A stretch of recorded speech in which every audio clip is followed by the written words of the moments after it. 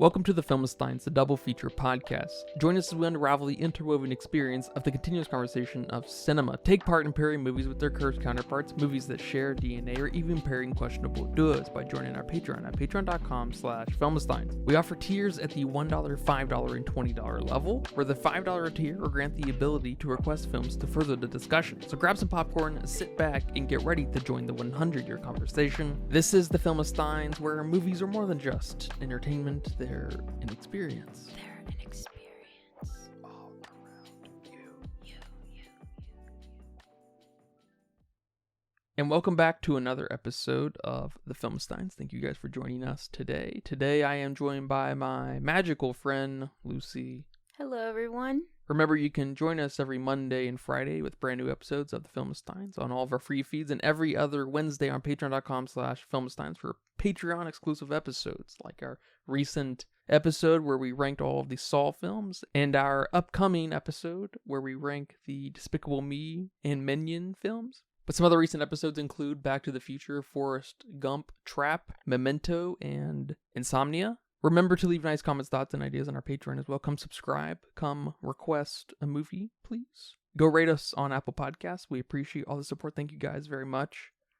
Are you stressed and filled with anxiety like I am? Maybe in a bit of pain from that car accident you had a few years ago? Well, the sponsor of today's episode, Hempville CBD, has us covered. They have the highest quality products created by chemists and doctors. Hempville carries everything from CBD to THC dispensary grade without those despicable dispensary prices. Order your Delta 8, 9 edibles and vapes along with the THCA flower and get free shipping when you spend $50 or more at hempvillecbd.com. Check out the link in the description for more details. But today we will be discussing Christopher Nolan's 2006 film, The Prestige, with the guy from The Greatest Showman and the other guy from Ford vs. Ferrari.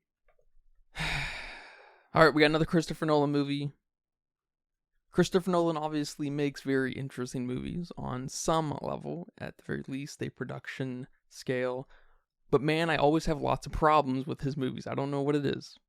There's a lot I like in The Prestige. I really enjoy the allegorical nature of The Prestige, where we have our 3 acts of the journey you go across when it comes to storytelling, which is very fundamental to a very successful magic trick, magic show, right? Or any other form of storytelling, especially cinema, right? Again, we get this real explicit form of explanation, Nolan explanation, can we coin that?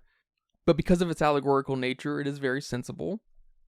And there is something deeply poetic in Christopher Nolan's desire to make this exact film. And what I mean by that is Christopher Nolan made a film about the lengths one goes to push boundaries, but in the process took the magic out of the storytelling by revealing too much. I think a common theme with my Nolan rhetoric, and maybe you will co-sign this, I don't know to what degree, but he reveals too much. He shows his hand. He explains everything.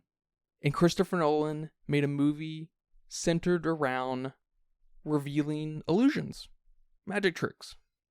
Yeah, that just seems like a big no-no. There's something self-aware about it, though, no? In that he's acknowledging the taboo in over-explaining his illusions that he's creating on screen. We get this Memento-esque introduction where John Cutter is revealing the entire film, entire plot, and attaching this allegory to the 3-act structure of storytelling at large. We center around these 2 men who have different forms of obsession. Borden being on this journey from a truer artist perspective, and Angier being in on this endeavor more for fame. We get this almost neat parallel between these 2 magicians and Tesla and Edison. May have been a cooler story over there between the scientist and the businessman. We continue this march with our non-linear storytelling. We have a way more interesting twist, maybe, than Memento. We have another study of maybe how to not write thinking characters, emotional characters. We dropped the whole did he or did he not tie the right knot thing pretty much immediately, when I thought that was going to be some kind of inner conflict, obviously with the big reveal of Borden actually being two different guys, brothers, I believe. It's hard to make room for that, I guess, but I don't know, man. I'm not impressed by Christopher Nolan. Once again, are you finally a Christopher Nolan fan after The Prestige? Yeah, let's see how the rest of this episode goes before we determine that. I liked how dramatic this movie was. I like magic. I'm a person of a simple mind, and a simple mind is easily entertained. So I love that aspect of it. We can at least say that Chris Nolan can keep an audience captivated, or force his audience to be captivated, one or the other, however you want to look at it, no matter how long his films are. Because with this film, we start entering the 2-hour territory. This film was 2 hours 10 minutes. Not sure how I felt about that. Also didn't know this was based off a novel by the same name from 1995. But I guess at this point, I should really stop being surprised that a movie stemmed from a book. Never read it, don't really know what it's about, but I'd be curious to read it. I also enjoyed this dual protagonistic structure. It's very non-traditional. We typically have a just one-person narrative structure, but here we enjoy the lives of both Angier and Borden. It does start introducing this ambiguity with our characters, creating an immersive story.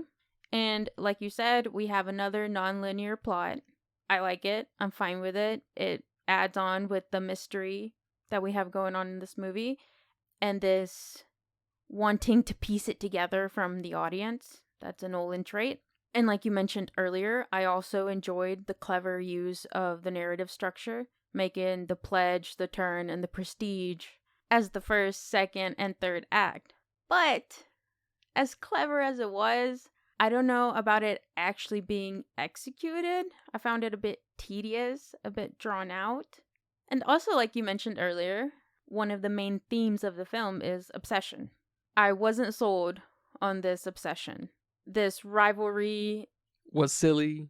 The obsession was not believable. Yeah, at least the heart of the rivalry was pretty silly. Yes. The death of Angier's wife in the tank was kind of dumb. I agree. And to have such a strong emotion like obsession, you have to focus on your characters in your character development, which is not a Nolan trait. Or a Nolan strong suit. No, I definitely agree. Our secondary characters were not as developed as I would have liked them to be either. But I'm not sure if we need them developed in a film like this, or if that's just an excuse for me to say that Christopher Nolan doesn't really like developing his women and children in his film. As far as the cinematography goes, it was okay. The visuals were a bit showy at times, and I can think of one specific moment where it was on the point of cringe, and that's when Tesla was walking out of the lightning thing. But okay, the rest of the film was okay. The lighting or editing was off. I'm not sure what it was about it. I could just tell that Hugh Jackman looked a little bit too beautiful. Like his skin was oversaturated, that he had no imperfections. He looked a little bit creepy. I didn't quite get that from Christian Bale's character, but he's also a little bit more rugged than Hugh Jackman's character. Sure, and the beard's super concealing. Yeah. And he had that pretty often, whether it be a fake beard or whatever. Yeah, or whatever it was. My Chris Nolan radar is becoming stronger after covering more than half of his filmography. And this man likes the use of strong symbolism and mirroring. Mirroring is probably in every single one of his films I've seen so far. And boy, was it used here. He also likes making you think about his movies while you watch them, and maybe even wants you to rewatch them. I know you stated in a previous episode that he's a fan of that. I don't know. I don't know about that personally.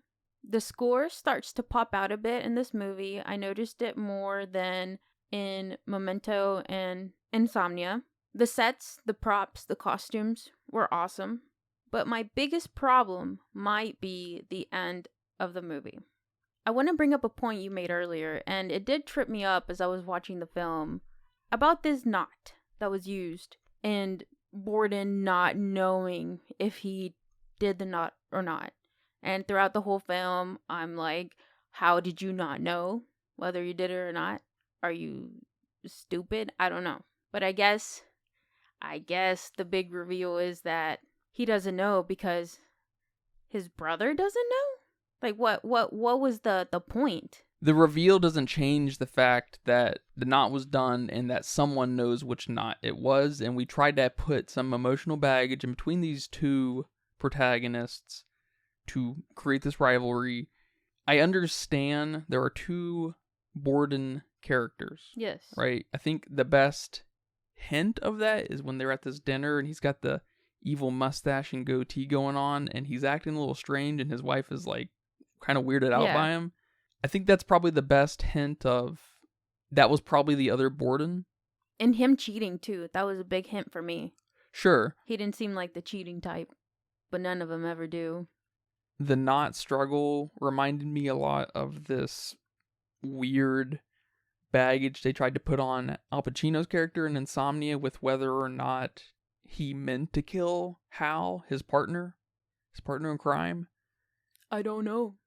That was his answer then too. That I don't know space has a lot of potential, but I don't know if Christopher Nolan knows how to tap in to that potential or pull that out of his actors if he wants it to be very subtextual or, between the eyes. And I don't want to be hung up too much on it because I didn't think it was that big of a deal as far as starting this lifelong rivalry or wanting to take each other out in one form or another. I guess literally one of them tried to kill the other. Yeah. Shot Borden's fingers off. I didn't know that was Angier, by the way. I thought there was just a guy great going disguise. around. Yeah, that was a great disguise. It got me. I thought there was just a guy going around like targeting magicians. I thought this was about to be good. That's nah, funny. It wasn't. Yeah, maybe it's because all those guys looked the same back then. Back then, yeah. Great job on the costume design. Danger and catastrophe and potentially death is the name of the game when it comes to crazy tricks like this, right? This is what we learned out of Houdini. I guess. I'm not crazy familiar with magicians. I just know there is a Houdini and he is a magician. And I guess the closest is Chris Angel. But that pretty much covers it. I know their names. The knot ultimately seemed like just purely an excuse to start the rivalry, which I hate. I hate that there isn't this inner conflict between one of the Bordens, and it would have been great if we could have gotten the subtext with one and not in the other, but there just isn't enough character writing. We were too obsessed with the rivalry. Yes, and because you're starting off the conflict with basically a good guy versus a bad guy because we don't know there is a second Borden. At least to me, it felt like I was cheering one person on more than the other. And when they started their rivalry, I wasn't quite sold on it. And I really had to switch my perspective of the entire film once I knew the plot twist. Who's the good guy? Well, I thought Angier was the good guy that lost his wife here. And maybe me reading into it, there were some symbolisms of him being a good guy, like him working with the white doves and him looking brighter than Borden's character and maybe being richer, just looking more sophisticated. But it really wasn't like that. And I agree, having the knot be the McMuffin to this rivalry was not how it should have gone.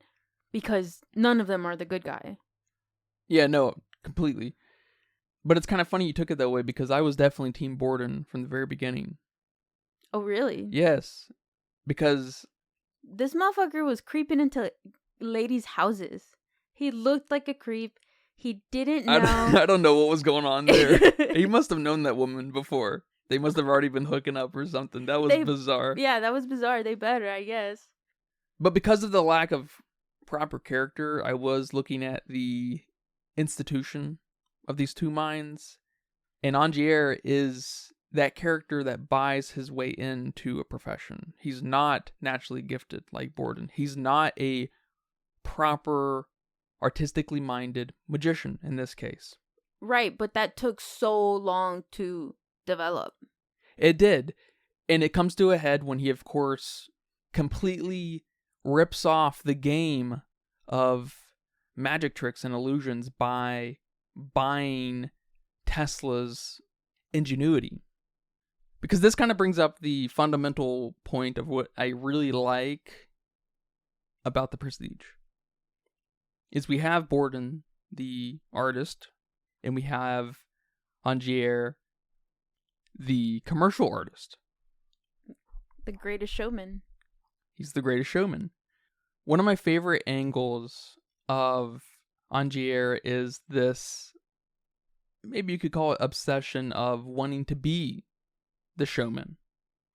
Like he said, no one wants to be the man in the box. Angier and Borden are creating these experiences like no other, right? They're creating these illusions that deceive to the nth plus one degree, as we expect, right? As we walk into the venue, we expect to be impressed, wowed, not unlike going to see a movie. Angier becomes obsessed in one form or another. I believe he becomes obsessed with the temptation to and desire to reciprocate his craft.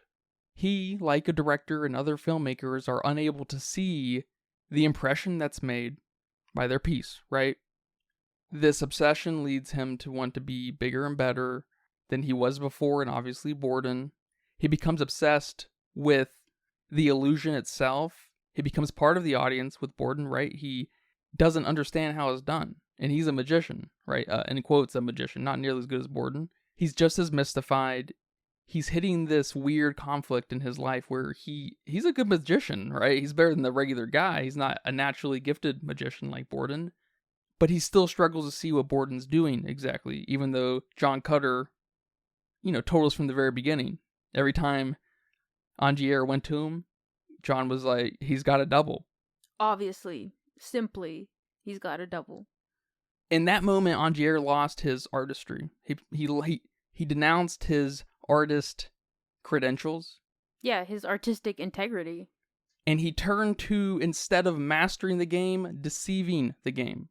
He's no longer deceiving his audience. He's deceiving the game and reaping the benefits. The audience is none the wiser. They don't know that he's cloning himself and murdering the original each time. If they did, like they stated earlier on in the movie, if they were doing supernatural things, the audience would freak out, right? Oh, yeah. There's something about this I really like, though. I think it's actually quite powerful. I wish there was character to back it up. Yep. When an artist makes something, they put their soul into it, right? And as a proper artist, you hope and know that the cycle of creation is just going to replenish yourself, similar to Borden. Every artist knows this. But when you sell out, there's all of a sudden this soul-sucking machine at play. And I think it's really cool. We have this very literal. Bravo, Christopher Nolan, for doing something over the top and it being metaphorically on point, with Angier giving a piece of himself each time he does the trick. He's killing himself every time he does the trick. There's this self-awareness in that when you make it so big, when you attract such an audience, when so much expectation is put onto you, the artistry is lost. Yeah, that's really well said, and I can see why we had this Tesla/Edison moment in the B plot, I guess, that wasn't very well executed. It was not good. It was actually kind of bad. I think it was the worst part of the movie. So we should have just, like you said, we should have focused on them. That should have been the rivalry.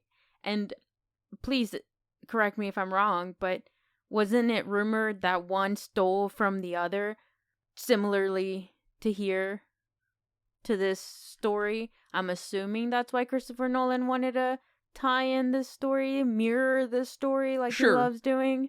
I mean, Edison and Tesla invented corporate espionage. Rivalry. And since you brought it up, I guess I'll go ahead and touch on it, but maybe I've read too many sci-fi books that I didn't like this cloning element we had here. It felt so out of place. But they showed us all the hats in the first 5 seconds of the movie. Yeah, you can show us hats and you can say, "Are you watching closely?" But that doesn't mean shit. It doesn't tie in. It's a bad McMuffin, I think. Yes, it's a bad McMuffin because Angier out of nowhere starts questioning whether this version of himself is the real one or not.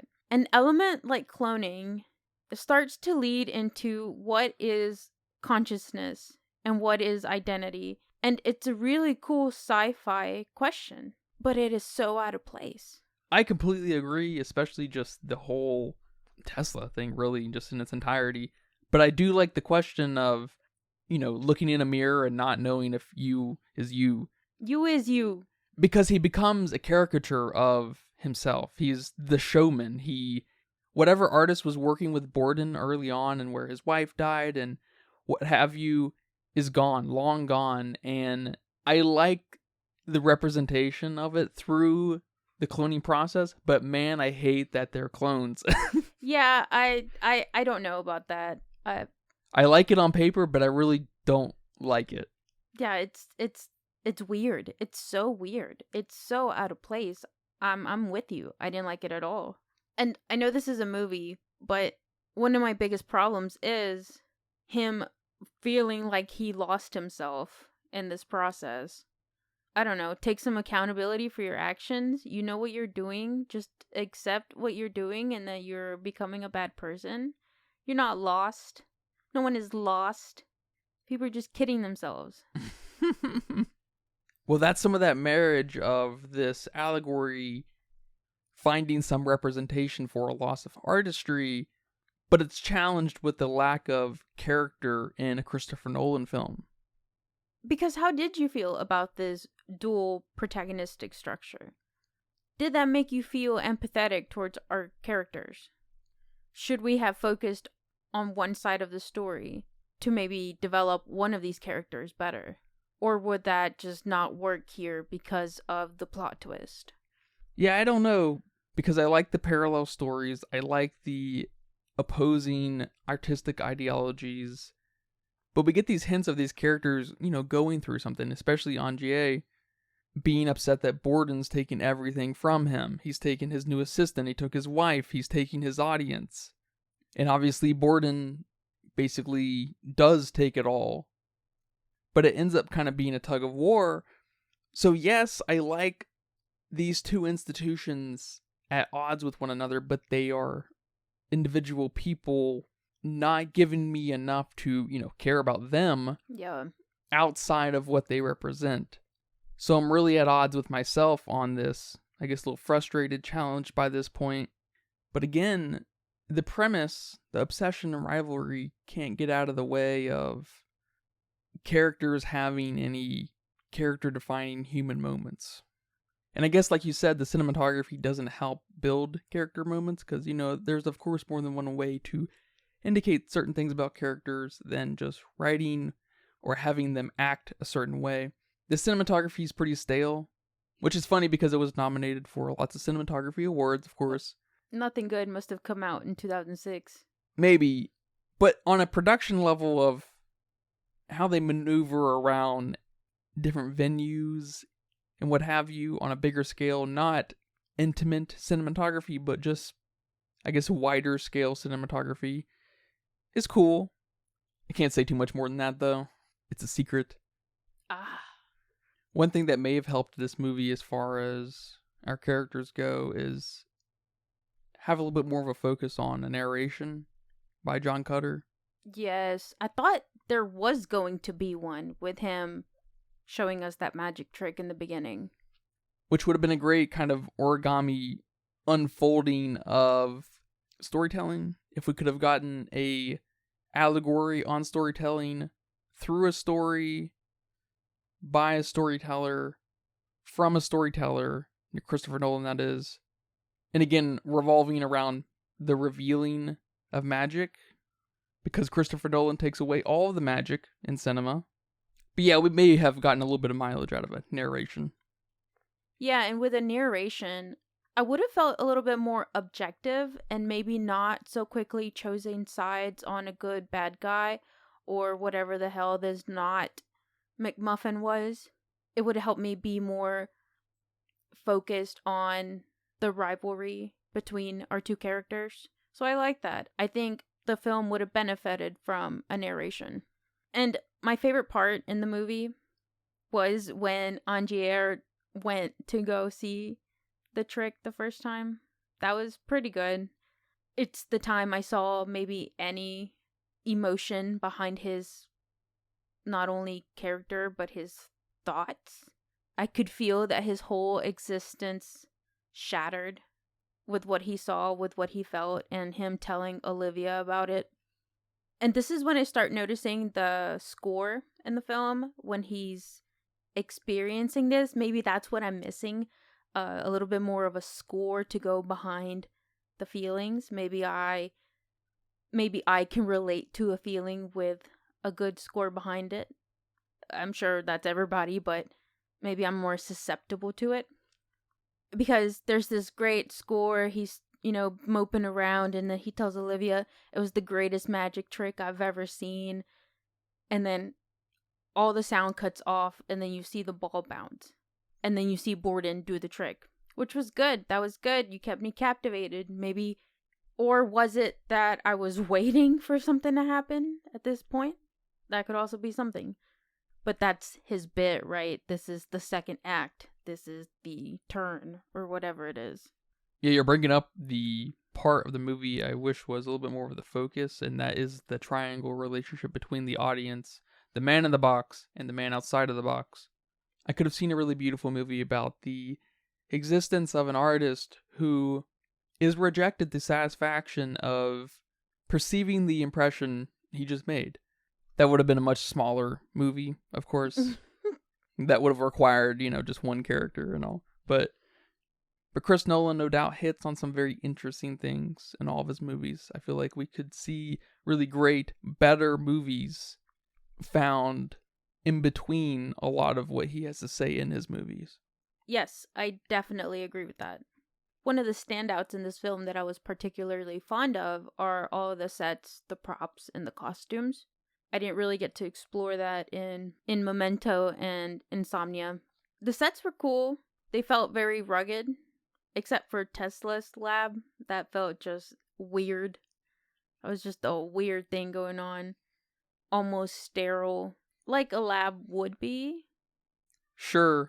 And I appreciate the parallel between the two rivalries, but Tesla and his whole thing sort of felt like an afterthought. Yes, I definitely agree to that. In just a way for Angier to win and to pay somebody off, yeah. Yeah. And get cloned? Yeah. The magic props were cool. Were they mildly ruined for me? Yes, they were. No. Magic today is way cooler than this shit. I agree, but I didn't know the potential to the illusion, if you know what I'm trying to say. I had no idea. I was at 100% naive level with magic, which is why I love watching it. I don't want to ruin that for myself. But it's okay. That wasn't a main focus either, so it's fine. Yeah, it was only a couple tricks, too. Yeah, it was the water tank letting us know where the hidden key was, and the bird cage that killed one bird. That was devastating. The costumes were pretty cool. The magician's outfits were cool, especially Angier's. Probably because he's rich. That's fine. But I was also fascinated by what the female characters were wearing. Not that we focused on them much, but these Victorian dresses were pretty cool, and all the costumes that Scarlett Johansson's character had were pretty cool. And my favorite set was probably Borden's workshop. I wish we would have spent a little bit more time there. Just like you said earlier on in the episode, he is the craftsman. He is dedicated to his work. He has a lot of tools, a lot of blueprints, a lot of contraptions. Yeah, he's the kind of guy where if he can't be a magician, he'd rather be homeless. Yeah. Talk about that passion. That's him. He's passionate. So his entire workshop was really awesome. All right, man. Well, thank you for watching The Prestige with me and talking about it here today. You're welcome. Do you have a budget guess for me? I'm going with 65 mil. It says here it's 40 million. Whoa, he cut back on the donuts. And it went on to make 110 million. Impressive. So it did okay. That is okay. Good job, Chris. Does his mom call him Christopher? Christopher. I bet she does. I would. If I had a kid, I wouldn't waste a Christopher moment. It says here on Letterboxd, with 1.48 million people, lots of folks. Again, everybody loves Chris Nolan. Or everyone watches his movies and rates them on Letterboxd at the very least. At least, yeah. You ready for this? Oh A 4.2. no. Holy crap. That's high. That's super high. It's one of the highest movies on Letterboxd. What? Top 250. What? That's crazy. I don't know about that. I gave it a 3. I'm still sitting on it just because of the scores I gave Memento and Insomnia. I might have to rearrange all of that in my head because all his movies are a solid watch. I'm not exactly bored by them. Insomnia was bored out of my mind. I wasn't bored by Insomnia. And maybe I have to come up with a different rating system for Christopher Nolan. But I'm going with my 3 for now. That's totally fair. That's pretty low, apparently. I think I'm sticking around a 2.5. There's a lot of 3 and 3.5 material in this film. Yes. But there's something about Chris Nolan and me that don't click.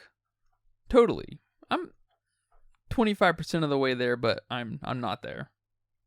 No, I'm definitely with you, but I also don't want to watch one of his films with an attitude of, oh, okay, this is Christopher Nolan, knowing how I feel about his previous work. So I have to battle that. That's for sure. This is the guy. This is the smart guy. You know, he's going to tell me what I don't know. Yeah, and I will always try to give Christopher Nolan the benefit of the doubt. But yeah, man, thank you again for talking about this movie, and thank you guys for listening to this episode of the Filmsteins. I hope you guys enjoyed that. Remember, we post every Monday and Friday with brand new episodes of the Filmsteins on all of our free feeds, and every other Wednesday on patreon.com/Filmsteins for Patreon exclusive episodes like our Saw ranking and our upcoming Despicable Me ranking. Our next episode on all of our free feeds will be Bong Joon-ho's Snowpiercer. Oh, that's interesting. I love Bong Joon-ho. Yeah, it's time to watch a real director's movie. Damn. But I hope you guys enjoy that. Look forward to that, please. And remember to leave nice comments, thoughts, and ideas on our Patreon as well. Come subscribe for $1. Come request a movie. And remember to rate us on Apple Podcasts. We appreciate all the support. Thank you guys very much. But until next time, take care. Bye-bye. Bye-bye. And that's a wrap for today's episode of the Filmsteins. Thanks for tuning in and joining us on our cinematic journey. We hope you enjoyed the discussion and gained some new insights and perspectives on the world of movies. Don't forget to subscribe to our podcast on your favorite platform, especially Patreon at patreon.com/Filmsteins. And follow us on social media for more film-related content. We love hearing from our listeners, so if you have any feedback, suggestions, movie recommendations, or book recommendations, please feel free to reach out to us. Until next time, keep watching and keep loving the magic of movies. This is the Filmsteins signing off.